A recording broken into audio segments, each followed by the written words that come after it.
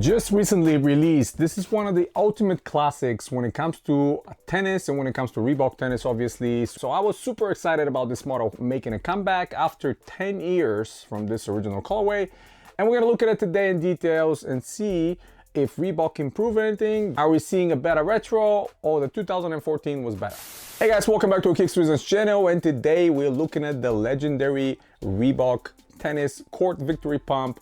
One of my all-time favorite models that released in the early 90s, designed by the one and only Mr. Ralph Cerna, that I personally consider a friend of mine. We talk pretty often, we discuss sneakers, we discuss designs, we discuss the old days, and we both reminiscent of the great times of sneakers and designs and freedom that we experienced back 30 years ago.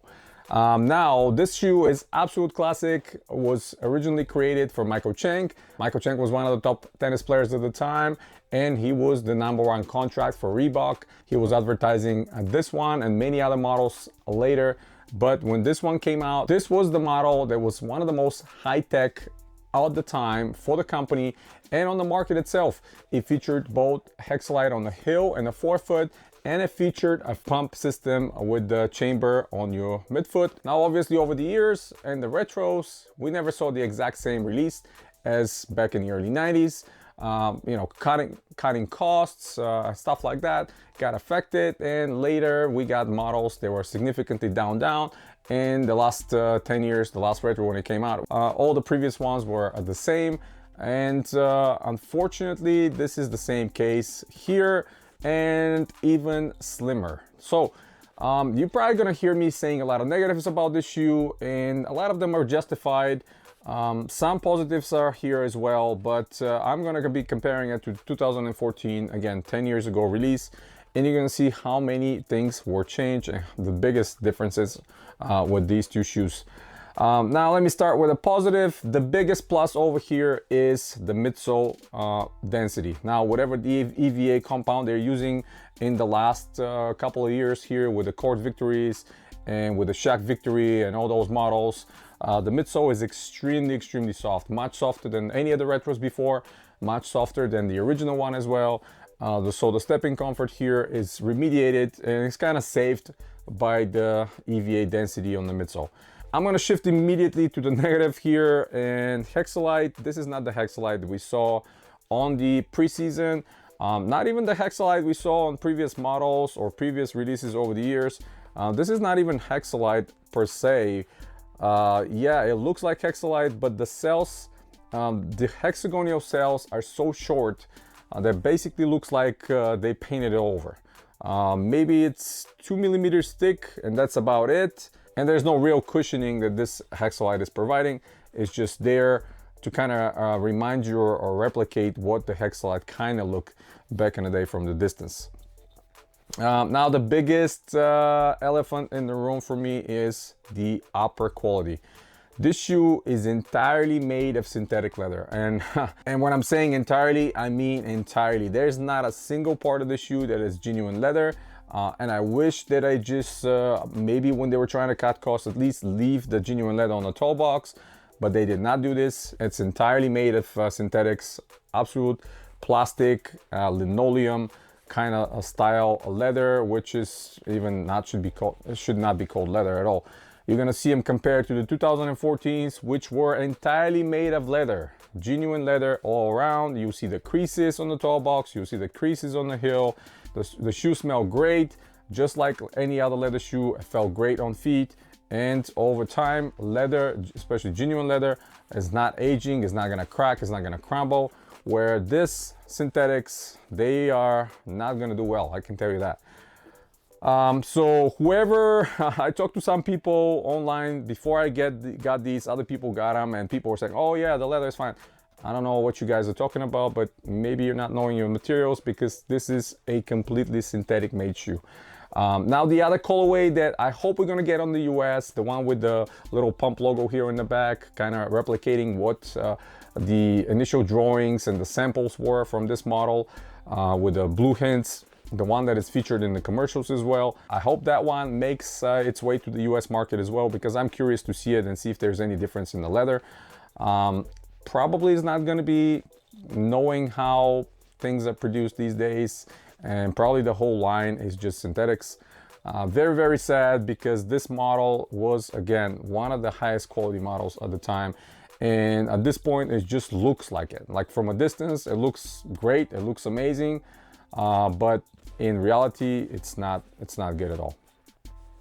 Now we have larger hexalite stitching on the heel, kind of similar to the original one. The 2014 was smaller. And the stitching on the side where Reebok is on the lateral side is nice, well machined. We had tennis stitched in and Reebok on the ton, and the ton is very small. The pump is smaller than the 2014, and the neon colors are much more muted than the 2014.